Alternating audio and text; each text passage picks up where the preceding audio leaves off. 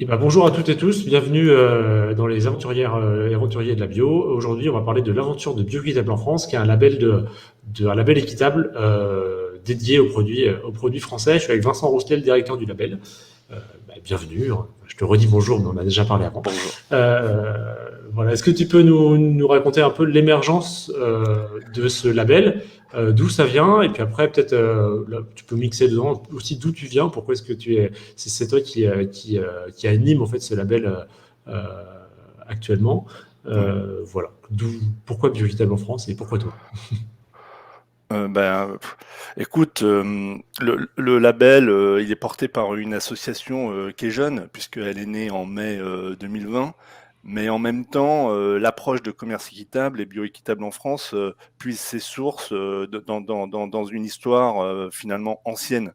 Et on s'est pas levé un jour, un matin, en se disant tiens, il y a un super créneau intéressant là, on va faire du commerce équitable, ça va plaire, ça va être génial. Non, c'est pas ça.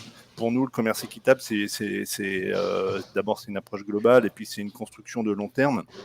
Et notre commerce équitable, il est né de deux approches complémentaires et anciennes.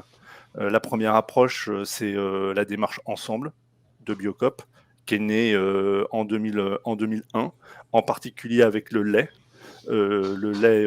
Biolait. Et il est né tout simplement par solidarité avec les producteurs. D'abord parce que pour nous, la bio est intimement liée au commerce équitable, premier point. Et deuxième point, les difficultés des producteurs, elles sont pas nées d'hier. Hein. Elles étaient déjà importantes, même pour les producteurs bio, il y a 20 ans de ça. Et c'est pour développer la commercialisation du lait bio à un moment où le bio ou la bio n'était pas si connu que ça, que Biocop a mis en place cette démarche ensemble de solidarité avec la producteur. Ça, c'est une question, du coup, ça me fait penser, mais est-ce que tu peux nous dire un petit peu ce que c'était Biocop en 2001? Parce qu'on a l'impression que c'est un grand réseau leader, mais en 2001, je pense que c'était à peu près, c'était très petit encore.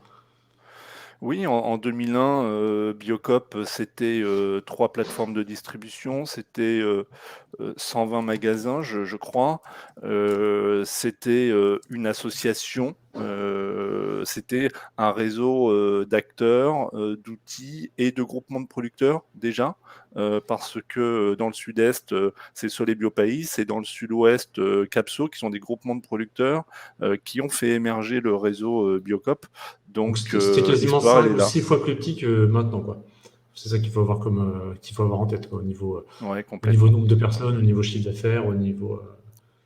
Ok. Tout à fait. J'ai cherché un logo, Et j'avais trouvé une fois un logo vraiment old school de Biocop, avant qu'il soit bleu. J'ai pris en photo, mais j'ai pas trouvé. J'aurais bien aimé sortir un peu les vieux dossiers. ah ouais. Ouais. Et Donc puis c'est une démarche ancienne. ouais, oui. La deuxième approche de commerce équitable, eh bien, c'est celle d'Etikable, qui est aussi une entreprise ancienne dans le commerce équitable, qui est née par et pour le commerce équitable, d'abord origine sud, et puis origine France avec sa marque Paysan d'ici, qui est née en 2011 et a la même philosophie que Biocop, vraiment ancrée dans l'économie sociale et solidaire, tous les deux, avec cette idée d'autonomie des producteurs, de capacité des producteurs à prendre en main leur destin. Et c'est cette philosophie commune qui a fait que les deux acteurs se sont réunis et on dit, voilà, on a deux référentiels qui sont très très proches dans les valeurs et on peut se retrouver. Et l'écosystème d'Etikable et de Biocop se sont retrouvés. Quand je parle d'écosystème, bah, c'est des groupements de producteurs, c'est des entreprises de la bio engagées qui se sont mis autour de la table et qui ont dit bah, on crée une association, on crée un label, on crée ensemble une dynamique qui va nous permettre de nous faire progresser. Donc c'est ça. Donc les adhérents historiques, c'est enfin, du label, qu'il faut les adhérents fondateurs, c'est les gros scopes qui travaillent pour les grosses coopératives qui travaillent depuis très longtemps avec Biocop principalement, mais aussi Etikap, quoi. Gros scope, non, tu sais, Enfin, quand on a un groupement qui s'appelle Ferme de Chassagne, il y a 6 producteurs dedans, c'est pas une grosse coop. Quand tu as Éthiquement Bio, qui est le groupement de notre président, qui a aussi 4-5 producteurs. C'est pas des grosses COP, c'est des groupements de toute taille. Ça peut être 4-5 producteurs ou 2000 de toute taille, mais qui partagent la même philosophie. C'est de D'accord. dire, on se met ensemble pour s'entraider, pour prendre en charge le développement de la bio, pour être autonome dans notre développement. C'est vraiment ce partage de philosophie. L'attachement à la bio aussi, bien entendu, qui fait que ces groupements sont adhérents de notre label. Et pour les Ok. entreprises de transformation, c'est pareil, hein, c'est des entreprises de toute taille, il y a des toutes petites PME, il y a des entreprises plus importantes, des beaux outils aussi, presque au niveau industriel, mais qui sont au service Hmm. des producteurs et du développement du commerce équitable, avec vraiment une philosophie de développement et de bien travailler ensemble. Ok. Donc ça, c'est l'histoire, c'est l'histoire et la philosophie de notre label et de notre association. Et Voilà. toi là-dedans, du coup, tu travaillais chez Biocop et tu es sorti de Biocop pour finalement animer le lancement de ce label. Ça s'est pas complètement passé comme ça. D'accord. Mais si tu veux bien, je vais revenir aussi à l'histoire parce que je suis fier de dire que je suis d'origine rurale, je suis un fils de paysan. Pas bio, mais un fils de paysan. Et j'ai été un peu témoin des ravages de l'agriculture conventionnelle, hein, que ce soit en termes de revenus, d'endettement, de pression sociale, de manque de travail, etc. Donc je suis particulièrement sensible à la cause paysanne. Voilà ce que je voulais dire déjà. Ensuite, j'ai travaillé presque 8 ans dans les pays en voie de développement. Notamment en Guinée et au Togo sur des projets de développement agricole en lien T'as une avec, pour formation certains agricole, bio. du coup? Non, j'ai une formation en management, en commerce, j'ai fait une école de commerce. Ouais. D'accord. Mais tu vois, cette sensibilité pour le monde agricole, c'est ça qui m'a guidé en fait sur tout Ouais. mon parcours. Mm. Et donc, j'ai beaucoup travaillé aussi avec les groupements en Guinée et au Togo sur cette notion que tu connais peut-être des anglo-saxons qu'ils appellent empowerment. C'est-à-dire la capacité des personnes dans des situations difficiles de devenir autonomes, de prendre en charge leur destin par l'organisation collective, par l'entraide. Hmm. Et ça m'a beaucoup marqué, ça m'a beaucoup aidé pour la suite de mon parcours.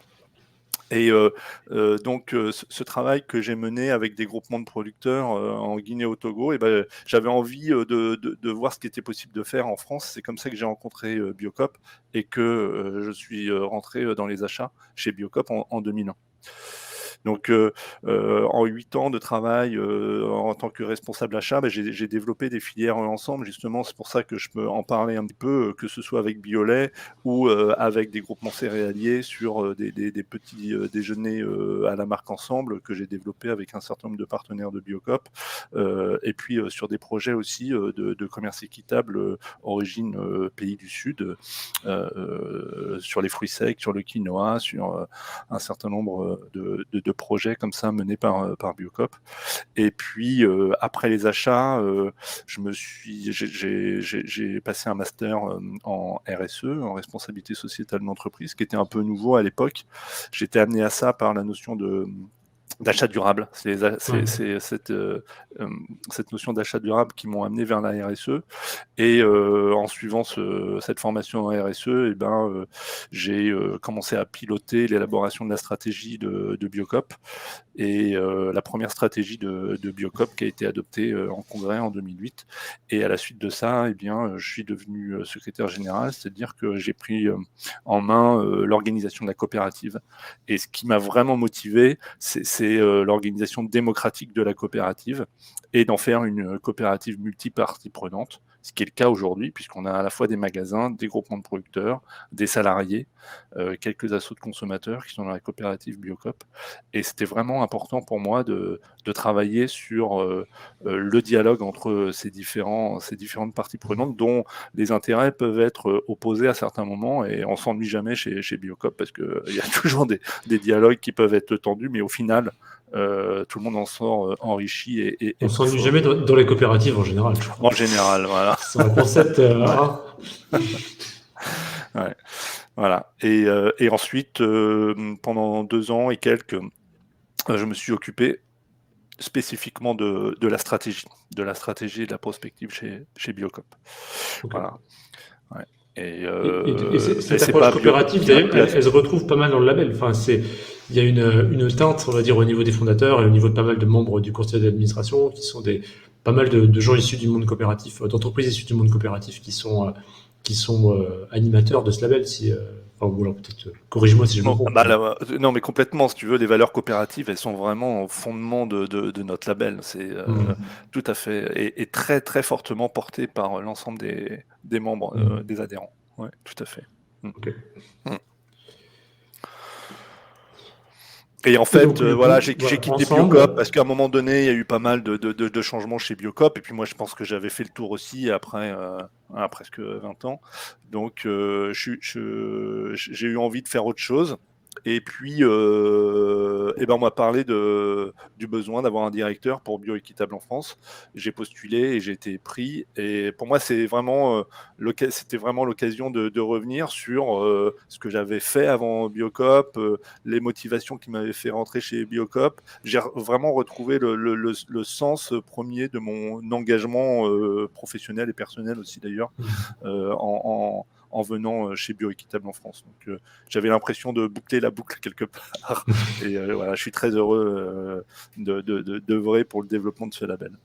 Et donc, l'émergence de Bioéquitable en France, donc, à laquelle tu participes forcément, Ouais. c'est arrivé comment?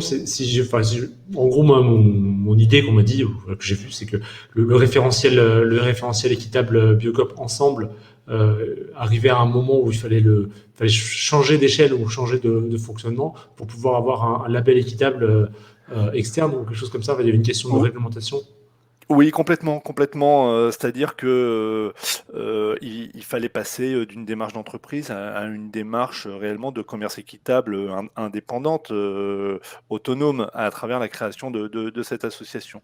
Et c'est comme ça que Biocoop s'est rapproché d'autres acteurs, et en particulier d'Eticable, qui avait le même besoin par rapport à la marque Paysan d'ici, et que l'association a été créée D'accord. avec un label, un contrôle indépendant, un suivi autonome. Et aujourd'hui, ce que disent Eticable et Biocoop, c'est que le label les fait considérablement progresser. C'est-à-dire qu'en fait, en allant voir vraiment les engagements, on voit des choses qui n'étaient pas faites suffisamment à fond dans Ensemble, et que Biocoop, que Bioéquitable en France permet de faire aujourd'hui. D'accord, ok. Ouais. Donc c'est ça Par le. exemple, sur le calcul des coûts de production, si tu veux, c'est Ouais. quelque chose de nouveau qui était un peu sous-jacent à Ensemble et à Paysans d'ici. Mais là, il y a vraiment une demande très, très stricte de notre part d'aller au bout pour les groupements de producteurs des calculs de coûts de production. Et si les groupements ne sont pas allés au bout de cette démarche, ils ne peuvent pas être labellisés, la filière ne peut pas être labellisée. Ok. Et là, c'est vraiment une marche en avant qui a été faite pour toute la chaîne, en fait, à la fois pour les groupements, les entreprises de transformation, les marques, les distributeurs. Ok. Et Et si tu donc, dois ça, présenter le ouais. label, enfin les engagements forts du label Bioéquitable en France en quelques minutes, c'est qu'est-ce qu'on doit retenir? Enfin, c'est quoi le socle Ouais. différenciant les différences de ce label par rapport à ce. Bah, avant de parler de différence, moi j'ai envie de parler de ce qui nous relie entre tous les acteurs du commerce équitable. Ce qui nous relie, c'est le cadre légal de la loi sur le commerce équitable. On a la chance d'être dans un pays où il y a un cadre légal pour le commerce équitable. C'est assez unique, je pense. Et donc, c'est le prix, évidemment, rémunérateur pour les producteurs, basé sur les coûts de production. C'est ce que je disais à l'instant, et ça c'est vachement intéressant, c'est-à-dire qu'on sort de la logique des marchés. Le blé des groupements de bioéquitable en France, ils ne déterminent pas leur prix par rapport au prix de la bourse de Chicago. Je caricature un petit peu, mais voilà, ils calculent leur prix par rapport à ce que ça leur coûte. Enfin, on donne la possibilité aux paysans de proposer un prix en fonction de leurs coûts. Toutes les entreprises font ça normalement, hein, mais les paysans, non, ils n'avaient pas le droit. Là, on sort de cette logique de coûts de matières premières variables d'ajustement, complètement indépendant des coûts de production, pour rentrer dans une logique de partenariat où les producteurs calculent leurs coûts de production et disent voilà, mon coût de production, en dessous duquel je ne peux pas descendre, c'est celui-là. Première chose. Deuxième chose, c'est l'engagement dans la durée entre les acteurs de la filière, minimum 3 ans. Ça aussi, c'est dans le cadre de la loi. Donc, il existe des contrats entre les groupements et leurs acheteurs qui s'engagent, les deux s'engagent, ou les trois parfois, ça peut être des conventions tripartites, 4 maxi, où ils s'engagent mutuellement sur des volumes sur 3 ans. Okay. Pour les producteurs, c'est aussi important, voire parfois plus important que le prix. C'est-à-dire de pouvoir avoir de la visibilité sur l'écoulement des produits. C'est majeur pour eux. Par rapport aux investissements, et donc, est-ce que je peux investir ouais, bah ouais. C'est majeur. C'est majeur. Du coup, donc, fils de paysan, je peux dire, c'est hyper important. Hyper important, ce volet-là. L'investissement dépend aussi... de l'investissement dépend le prix également. C'est-à-dire que si on peut investir, on peut aussi baisser les coûts de production et gagner en compétitivité au global. Bien sûr, exactement, tout à fait. Tout à fait. Parce que oui, mais on rentre dans une logique vertueuse complètement. La contrainte sur le prix mise toute seule, c'est vrai que si je dis moi je fais des châtaignes comme un gros nul, comme j'ai pu le raconter beaucoup, si je les vends à mon coût de production, ça coûte beaucoup trop cher par rapport à la qualité que c'est. Donc ça me protégerait pas, ça me mettrait hors marché, ça me poserait un problème. Donc, du coup, avoir quelqu'un qui dit ok, je t'en prends pendant 3 ans et du coup tu vas pouvoir investir pour le faire de manière plus professionnelle, plus productive, c'est indispensable, c'est un bon point. Et Simon, donc tu parles d'investissement. Ce qui me permet d'enchaîner sur le troisième critère du commerce équitable, c'est la prime de développement. Okay. Ça, c'est un principe qui est hérité du commerce équitable Origine Sud et qu'on reprend dans le commerce équitable Origine France, c'est-à-dire il y a une prime qui est versée par l'acheteur du groupement au groupement.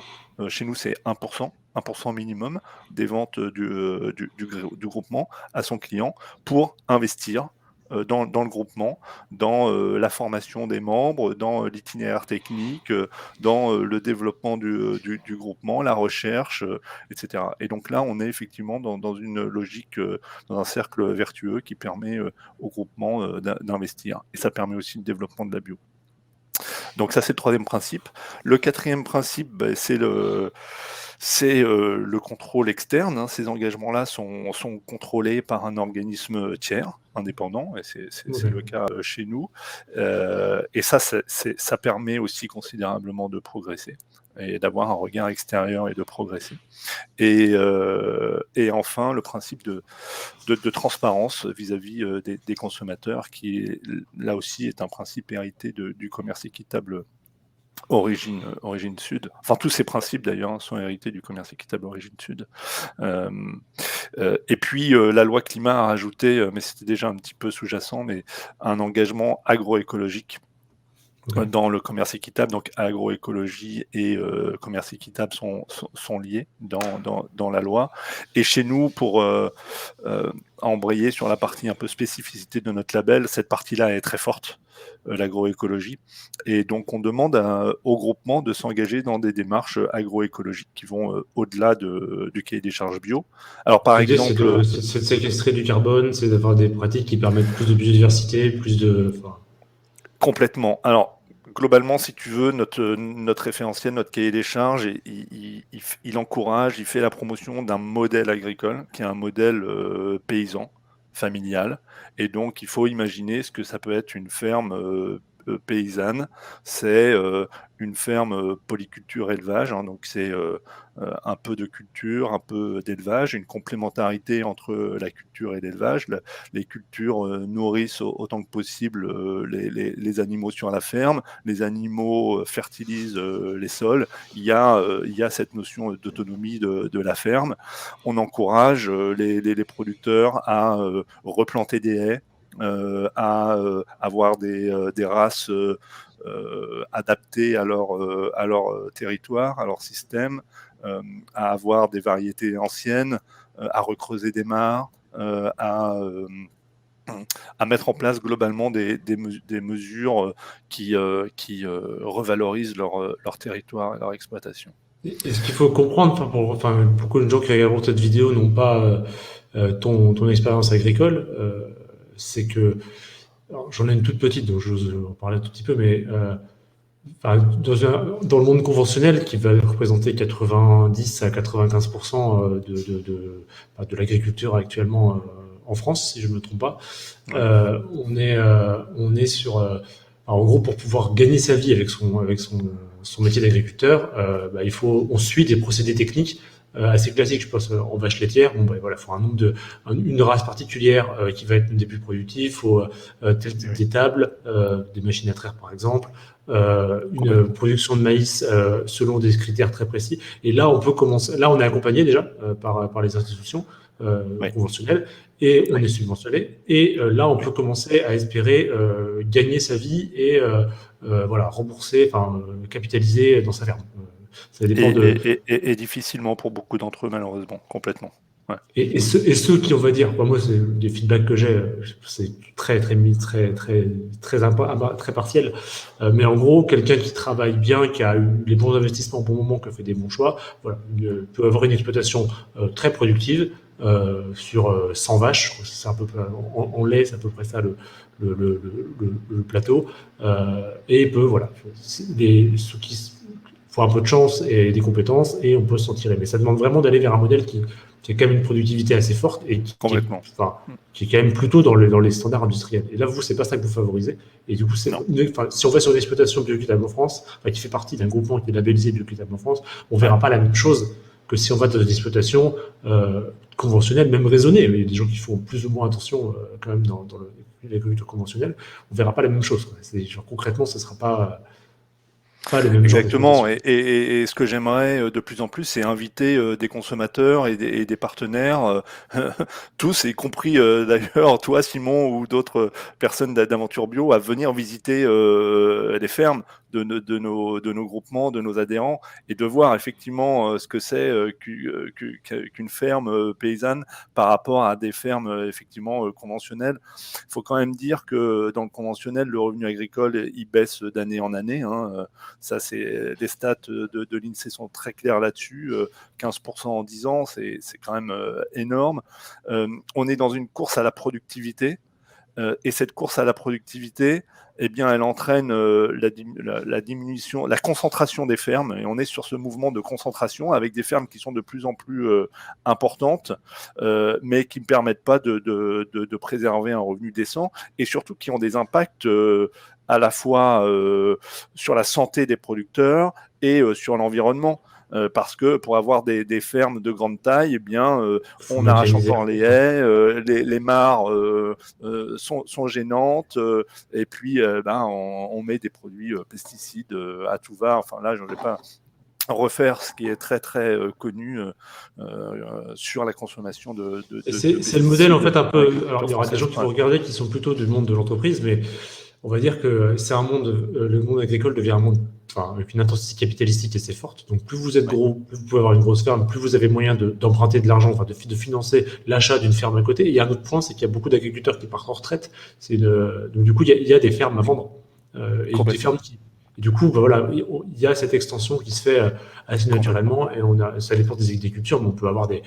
Moi, je vois plutôt vers la partie Poitou-Charentes, la Charente, tout ça, des fermes céréalières ou des tournesols. C'est des parcelles immenses. C'est des territoires qui sont vides. Et en fait, il y a une personne, deux personnes très mécanisées qui vont pouvoir exploiter des centaines d'hectares.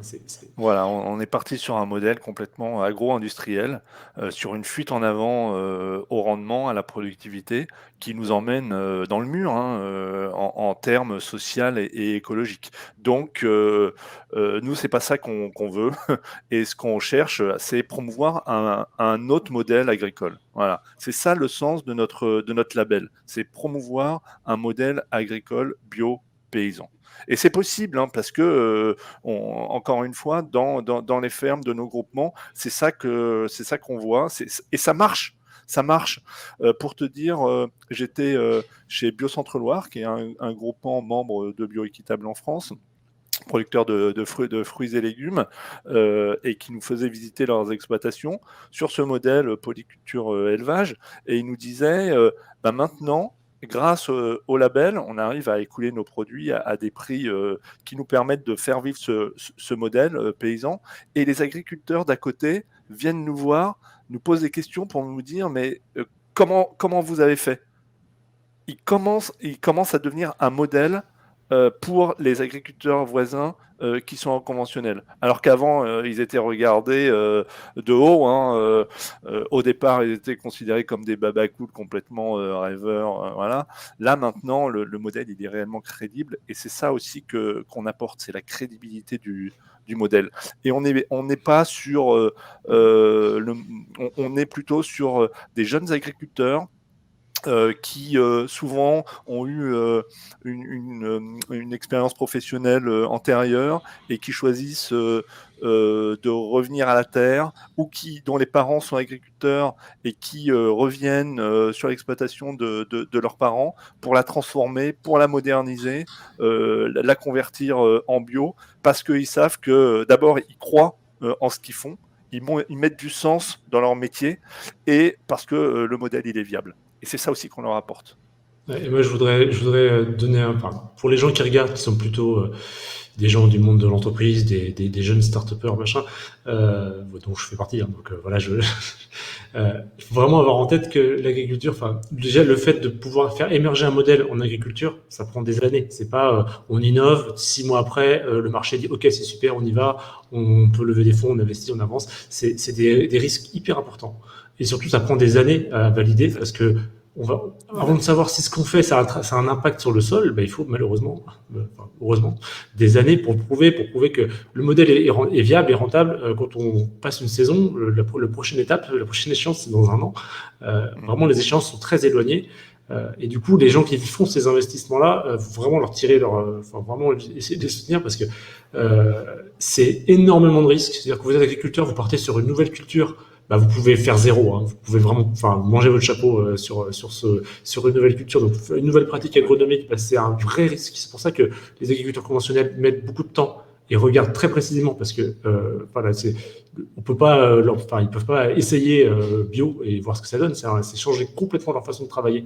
Ouais. Et avec des risques. Il y a aussi des cas où ça fonctionne moins bien. Donc c'est un vrai risque. C'est leur argent, c'est l'argent de leur famille. Ils peuvent pas faire n'importe quoi. En général, ils n'ont pas beaucoup de marge de manœuvre. Donc c'est pour ça que ça prend du temps à switcher. Et du coup, les gens qui viennent investir dans ces modèles-là, faudra vous les soutenir. Vous soutenez. C'est de l'entrepreneuriat puissance énorme. C'est vraiment de l'audace et de l'engagement incroyable. Voilà. Par rapport à ce que tu dis, tu vois l'importance de l'engagement dans la durée, quoi, parce qu'effectivement, comme tu dis, on ne change pas les choses en 3 ans, c'est rien. Enfin, même 3 ans, c'est bien, mais 3 ans, à leur échelle, c'est pas beaucoup. C'est comme quelqu'un qui nous dirait, nous, super, pendant 6 mois, je t'accompagne. C'est déjà ouais. sympa. Non, mais il s'avère que les partenariats qui sont mis en place dans le cadre de Bioéquitable en France sont des partenariats de très long terme, en fait, hein, que ce soit avec Paysans d'ici, avec Biocoop, et beaucoup de coopératives qui sont dans notre label, dans notre association, sont des groupements qui ont ce mouvement, cette dynamique depuis des années complètement. Et ce qui est complexe aussi ce qui fait qu'on ne peut pas avoir une conversion comme un retournement de marché sur d'autres secteurs de l'économie, c'est que bah, on ne peut pas rentrer 15% de producteurs, enfin on ne peut pas tripler le nombre de producteurs bioéquitables en France comme ça en 6 mois. Enfin, il y a des équilibres de marché aussi. Il y a certaines filières, on peut pas dire aux gens, allez, on achète 4 fois plus de lentilles chez Biocop cette année. Enfin voilà, il y a des équilibres de marché qui sont aussi, voilà, ça prend du temps, quoi. Ça prend du temps de se positionner. Donc, ouais, ça demande d'être soutenu sur la durée. Et du coup, c'est vraiment une valeur. Enfin, je la comprends et j'essaie de partager un peu ce que ça peut représenter pour les agriculteurs par les paysans qui font ce travail de conversion et d'engagement dans la filière équitable, quoi. Oui, et d'où le besoin de les soutenir en permanence, hein, parce que tu as entendu parler de la crise du lait actuellement. Biolay, qui est aussi un de nos adhérents, bon, souffre de cette difficulté-là, c'est-à-dire il y a eu une bonne production de lait bio cette année, les conditions ont été plutôt favorables, et le marché bio ne suit pas, il est un peu en ralentissement en ce moment. Et qu'est-ce qui se passe? Ces producteurs-là sont obligés d'écouler leur lait bio au prix du conventionnel. Bon, on se dit, mais quel dommage! D'où l'intérêt pour nous de les soutenir dans la durée, de parler d'eux, de communiquer justement vers les consommateurs. C'est ça aussi l'intérêt de notre label, de transmettre aussi ces difficultés-là et le besoin d'accompagner nos producteurs, Ouais, parce et que d'être fidèle. le lait Enfin, bio, c'est il est vraiment. bon pour la santé, mais il est bon pour l'environnement, c'est quand même ça la bio d'abord, et il est bon pour les producteurs qui nous nourrissent, hein. Bah voilà. Du coup, on avait une autre question. Donc, pour encore une fois, les gens qui sont des créateurs de marques et des créatrices d'entreprises dans la bio, on pose Ouais. souvent cette question, quel label choisir quand on est une petite marque? Voilà, une petite marque qui démarre entre 2 et 10 personnes, entre 200 000 euros et 2 millions d'euros de chiffre d'affaires, par exemple. On voit que en bioéquitable, on a bioéquitable en France, Mm. bon, notre biopartenaire est aussi connu. Voilà, il y a d'autres labels également. Qu'est-ce qu'on choisit? Investir dans un label quand on a une marque, bah, c'est aussi c'est un choix dans la durée, c'est un choix qui coûte de l'argent un petit peu. Ouais. Euh, Mm. qu'est-ce qu'il faut regarder? Quels sont les points importants? Je donnerai un peu mon avis derrière, mais ouais. Ouais, mais écoute, moi, bien sûr qu'une petite marque peut choisir bio équitable en France. Déjà, moi, ce que j'ai envie de dire aux personnes qui nous écoutent et aux marques, aux entreprises qui se posent la question, comme tu disais, c'est un choix, hein. C'est un choix, c'est un engagement. C'est un engagement en tout cas, de venir chez Bioéquitable en France. Faut pas le faire parce que je suis forcé de le faire, parce que je pense que je vais multiplier par 10 mes ventes du jour au lendemain. Non, c'est comme on le disait sur le monde de la production, c'est pareil pour les marques, c'est un engagement dans la durée. Il faut il faut y croire, il faut le vouloir. Et rentrer dans notre association, c'est aussi participer au développement du commerce équitable. Et donc, il y a un besoin aussi de s'impliquer et d'y croire. Parce que, comme toute innovation, pour que ça prenne, il faut y croire, hein. Je pense que tu es Il convaincu faut le de soutenir. ça. Oh oui, ça Voilà. c'est sûr. Ouais. Écoute, nous, notre label, en fait, il est très accessible. Et tous nos adhérents nous l'ont dit, c'est-à-dire faire la démarche. C'est très simple. On a un questionnaire d'auto-évaluation qui est simple à remplir. J'ai la chance d'avoir une collègue merveilleuse qui s'appelle Amandine, qui est chargée de labellisation. On est deux dans l'association. Et elle a cette capacité à transmettre et à accompagner n'importe quelle personne, même une personne qui ne sait pas utiliser un tableau Excel. Eh bien, Amandine est là pour aider, pour accompagner à remplir cette auto-évaluation qui est très simple. Et après, eh bien, on rentre dans une démarche d'amélioration continue. C'est ça qui fait notre force. Donc, c'est aussi pour ça que c'est important de s'engager, parce que suite à ce premier diagnostic, eh ben, il y a un plan d'amélioration qui est défini pour continuer à progresser et à atteindre les critères qui sont demandés à 2, 3, 5 ans. Mais sur les prérequis, c'est relativement simple pour une entreprise. de petite taille, c'est de s'engager dans une démarche de responsabilité d'entreprise avec un volet social, un volet écologique, un volet de gouvernance que tout le monde peut démarrer très facilement. En fait, nous, on l'a pris un peu comme nous, alors on a un statut un peu particulier, donc on rentrait pas exactement dans les cases, mais on est partenaire. Et en fait, ce qui Ouais, nous a beaucoup intéressé, c'est le fait que ce soit une démarche RSE simple oui, pour une petite oui, boîte, voilà. oui, L'idée de s'améliorer année après année, de se dire ok, on veut faire de la place à ces produits, on peut pas déséquilibrer notre équilibre économique en le faisant trop brusquement, mais on a envie de le faire et de s'engager à le faire année après année. oui, Et ça, c'est vraiment, je pense, pour une marque, quelque chose que j'encourage à faire. Et on est avec d'autres adhérents qui ont déjà pas mal d'années de bouteille dans cette amélioration continue. Donc, du coup, on oui, peut avoir voilà, quelque chose d'intéressant. Et à la fin, oui, ouais, je pense que c'est un des points décisifs. Alors, nous, on est du monde coopératif, donc forcément, un label qui a cette teinte coopérative, ça nous a parlé. Mais ce qui nous a aussi parlé, c'est que le label, le label est visible d'un point de vue marketing. Je pense que les consos, faut le comprendre. Et ça, c'est un vrai point fort. Le logo est joli. Ah bah La merci. communication, non, voilà, c'est clair, c'est précis, c'est posé, c'est positif, c'est gay. J'aime bien le fait que tu utilises ce mot parce que je pense que ouais, il y a un côté gay qui est chouette et qui donne de la force en fait à la démarche. Oui, et puis on a un nom qui parle de lui-même, hein, Bioéquitable en France. On a de la chance, donc oui, Voilà. on est bio, on est équitable, et ce sont des produits français. Tu parlais du coût aussi, c'est vrai que c'est un investissement. Euh, euh, on a au sein de notre association des entreprises de toute taille. On a un président qui représente une structure de petite taille, et donc on prend considérablement en compte cette notion de coût et d'accessibilité. Donc on a une grille d'adhésion, donc c'est une adhésion annuelle. Hein. Pour les plus petites, c'est 250 euros. Pour les plus grosses, c'est 1000. Et donc voilà, on prend en compte cette notion de taille. Et on a mis en place une cotisation communication parce que on veut continuer à communiquer et même amplifier nos efforts de communication. Et ce qui a été voté par l'Assemblée générale sur la proposition de notre conseil d'administration, c'est justement que pour les plus petites structures, elles puissent être exonérées de cette participation en com. Donc voilà, c'est quelque chose que l'on prend complètement en compte. Et sur la redevance, pour les porteurs de marque, il y a une redevance qui est de 0,2% et qu'on a voulu la plus modeste possible. Honnêtement, je connais pas beaucoup les coûts d'autres labels, peu importe d'ailleurs, mais ce qu'on veut, c'est que ça soit accessible pour tout le monde. Donc à un prix le plus réduit possible. Et Ok. moi, en tant que directeur, bah, c'est aussi ma responsabilité d'avoir une asso qui fonctionne avec des moyens, des moyens autant aussi limités, en tout cas, qu'on ait vraiment une efficience. On ne gaspille pas l'argent de nos adhérents. Voilà. Bon, je sais pas si on aura le temps de faire le débat après, donc je vais donner un Ah, peu ah, un avis, mais ouais, ah. le point c'est est-ce qu'on peut être bio en 2021 sans être équitable?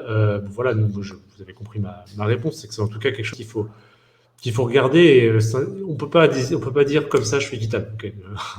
Le mois 1, je suis pas Ah, équitable, le mois 2, c'est bon, ah, je suis équitable, j'ai fait ce qu'il fallait. C'est une démarche d'amélioration continue et du coup, je conseille vraiment aux gens qui regardent et qui se posent cette question-là de se dire ok, dans quel collectif je m'inscris pour travailler sur cette amélioration continue, pour tendre chaque année un peu plus vers l'équitable, vers les standards du ouais, commerce équitable et vers ouais, l'équitable au niveau global, parce que c'est quand même enfin, ça qu'on souhaite. Hein. Et que c'est ça que le réseau bio, quelque part, porte normalement. Donc, complètement. Ouais. on avait une Euh, question aussi d'une autre marque qui disait que bah, Mais finalement, il y avait. peut-être, moi, je pourrais Vas-y, apporter un complément là-dessus. allez. Peut-on être bio sans être équitable? Moi, je dis, enfin, ce que j'ai essayé de faire comprendre, hein, c'est que notre label, et pour nous, la bio, c'est une démarche globale, hein, holistique, comme on dit. Donc, tout ça, c'est lié. Euh, Est-ce qu'on peut être bio sans être équitable? Ça existe, hein, le bio non équitable dans le cahier des charges bio. Il n'y a pas d'éléments sociaux. Hein.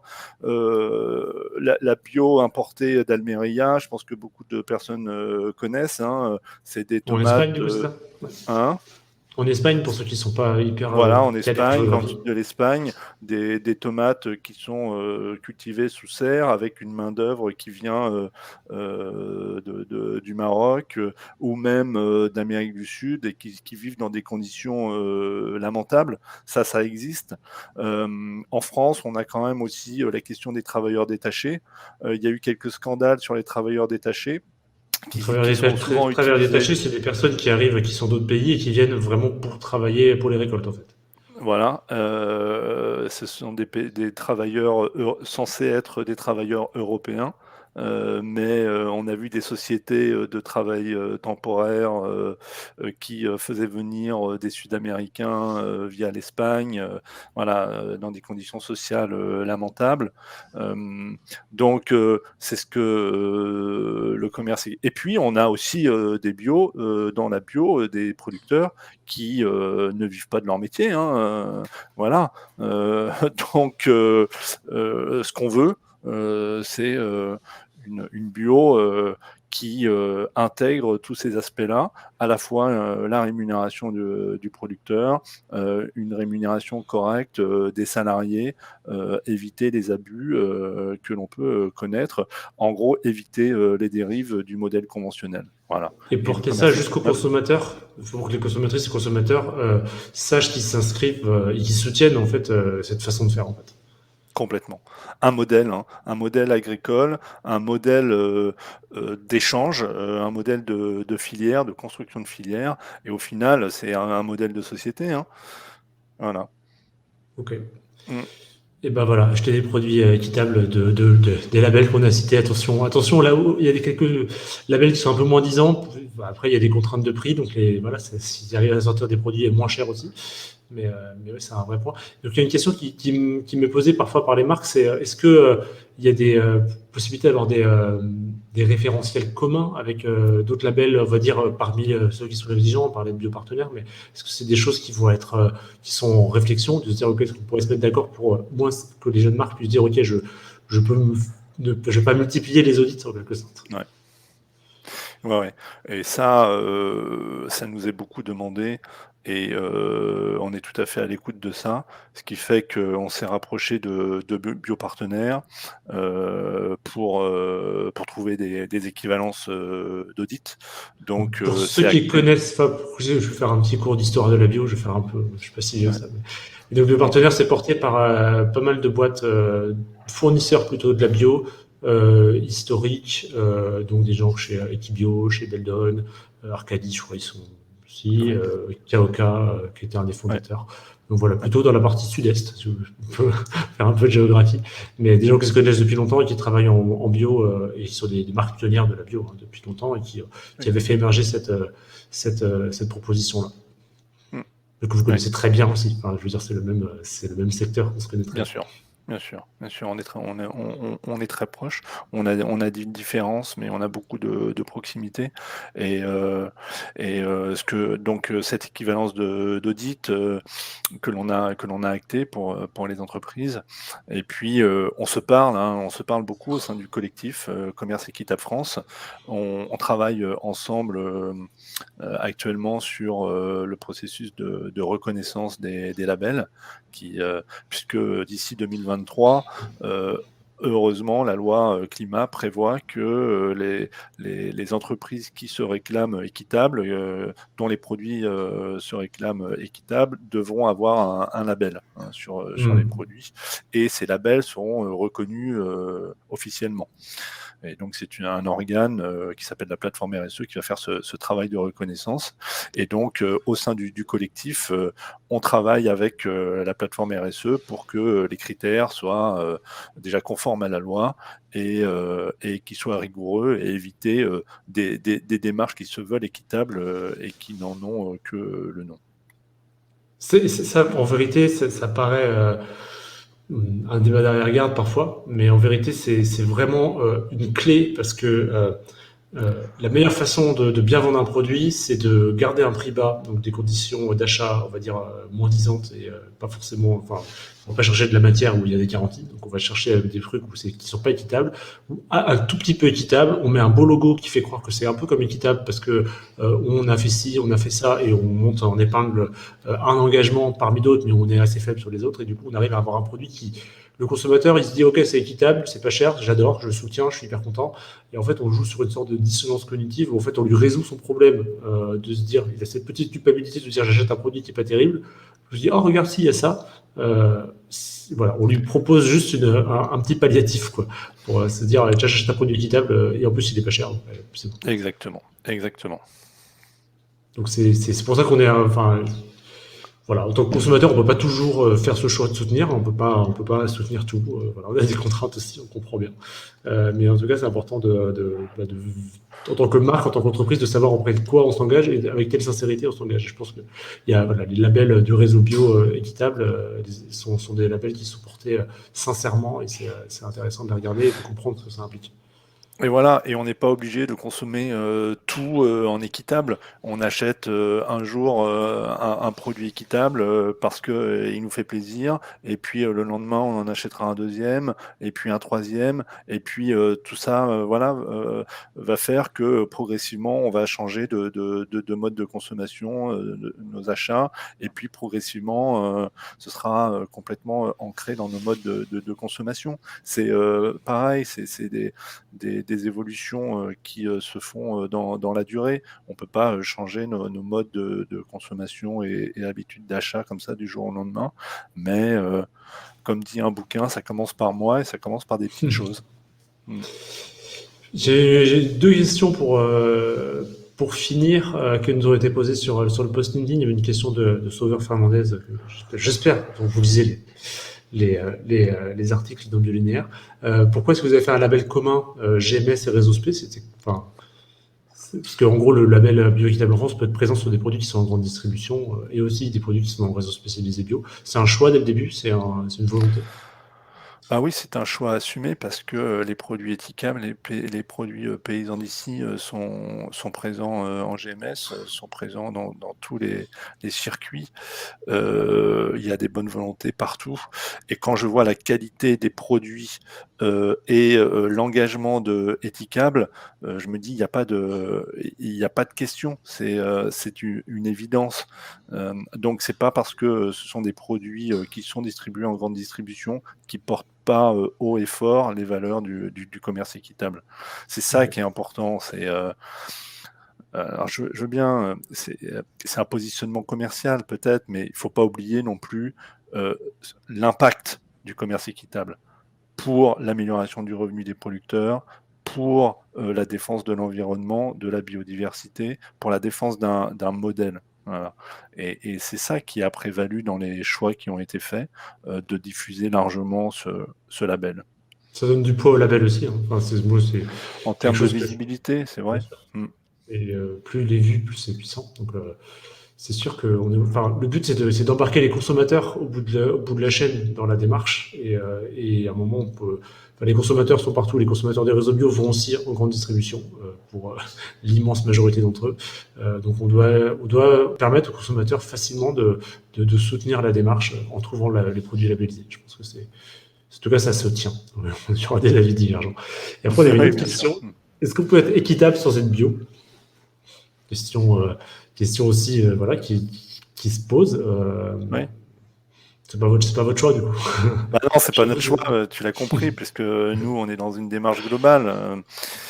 Euh, la bio, elle est fondamentale en termes de défense de l'environnement, en termes de préservation de la santé des consommateurs, mais aussi de la santé des producteurs. Je sais pas si tu as entendu que sans doute prochainement, le cancer de la prostate serait reconnu comme maladie professionnelle pour les agriculteurs. Ouais. Est-ce... Mais oui, Ouais, mais oui. c'est pareil. Est-ce qu'on peut laisser, est-ce qu'on peut être équitable et laisser les producteurs s'empoisonner avec des produits chimiques? Est-ce qu'on Moi, peut ça me être pose quand même équitable question. et laisser des sols aussi, ou de laisser un territoire à nos générations futures. Oui, vraiment, c'est un tapis. Enfin, c'est vraiment le sol dans beaucoup d'exploitations conventionnelles, c'est vraiment un tapis de terre et dont on essaie de faire sortir quelque chose. Et est-ce que c'est équitable envers les générations futures de laisser ce modèle ce modèle-là, quoi, enfin, ce Et oui. paysage-là. Et aujourd'hui, il n'y a que la bio qui permet de réduire considérablement l'utilisation de ces intrants, puisque toutes les autres tentatives, agriculture raisonnée et autres, c'est un échec. C'est un échec puisque la France reste le premier consommateur européen de produits chimiques, 44 000 tonnes, je crois, en augmentation. Encore l'année dernière, on est toujours en augmentation C'est de le truc qui m'a l'utilisation fait. de ces intrants chimiques. Ça nous a Voilà. fait vriller. On a l'impression qu'on voit du bio partout. On voit, enfin voilà, il y a une pub sur deux à la télé sur des produits alimentaires, c'est bio. Et par contre, le volume de produits d'intrants chimiques, il ne fait qu'augmenter. Et ça veut dire qu'on est en train de. Il y a un moment, l'équation ne boucle pas, quoi. Il y a des gens qui disent qu'ils font plus que ce qu'ils font vraiment. D'où l'intérêt de label pour dire, oui, il y a des. Enfin voilà, faut être.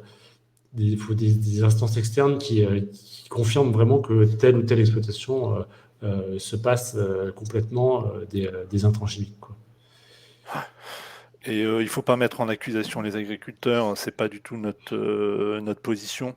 Les agriculteurs sont les premières victimes du système conventionnel. Et donc, il faut les aider à passer sur un autre modèle dans la conversion. Et le commerce équitable, il est là aussi pour les aider à passer dans ce modèle. Mais il faut qu'ils y aillent. Voilà. Et progressivement, dans le temps long, parce que c'est ce qu'on disait, c'est des choix, c'est des risques importants à prendre pour ceux qui font cette conversion-là. Et ça, on peut pas le nier. Voilà. Et du coup, c'est sûr qu'on peut pas d'un coup de doigt d'un coup de claquement de doigts dire, OK, on passe à 50% de la surface agricole en bio et en équitable. Il y a des équilibres économiques macro qui peuvent pas, enfin voilà, qui empêchent ça, en fait, ce serait trop rapide. Donc, faut un soutien régulier, fidèle et dans la durée. Complètement. Eh ben, écoute, merci beaucoup Vincent. Donc Vincent Rousselet, directeur de Bioéquitable en France. Est-ce que tu as quelque chose qu'on a oublié de dire que tu voudrais rajouter pour le mot de la fin? Écoute, Moi, j'encourage. Notre label, il est ouvert. Il est ouvert à tous. Il est ouvert aux petites entreprises de la bio que tu soutiens aussi. On cherche justement à avoir des PME avec des savoir-faire artisanaux qui, comme le disent beaucoup d'entre elles, qui respectent la matière première, qui en font des produits bons, beaux, attrayants et goûteux qui plaisent aux consommateurs. Et je ne peux encourager que les jeunes entreprises de la bio à venir nous rejoindre. Nous avons besoin de vous. Allez sur le site bioéquitableenfrance.fr, posez vos questions, Vincent et Amandine sont là, et renseignez-vous. Peut-être que ce sera pas cette année, peut-être que ce sera différent, Exactement. que ce sera notre label équitable, mais posez vos questions et plus tôt vous vous y mettez, plus vous allez. Enfin, c'est une courbe d'apprentissage qui est longue, donc voilà, investissez maintenant, commencez maintenant parce que vous serez content dans 3 ans d'avoir fait un bout de route avec Bioéquitable en France. Exactement. Ouais. Voilà. Construisons ensemble dans la durée, c'est vraiment notre souhait. Super. Et merci beaucoup, Simon. Tu peux rester, je couperai la fin. Merci à toi. Voilà. Merci pour les gens qui ont commenté. Jonathan, tu peux nous mettre hors ligne, comme ça je dis au revoir à Vincent.